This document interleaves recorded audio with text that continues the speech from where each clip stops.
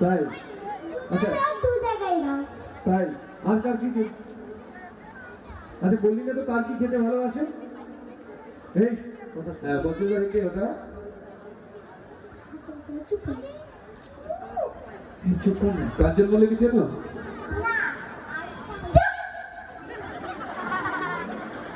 তো চলো এবার একটু ঝগড়া হয়ে যায় দুজনে কিরকম করে ঝগড়া করো ফ্লোরে একটু দেখা তো না না কেন ওই কি বলছে দেখ তো রুমিকে যে হাত দিলেই গলে পড়ে যাবে।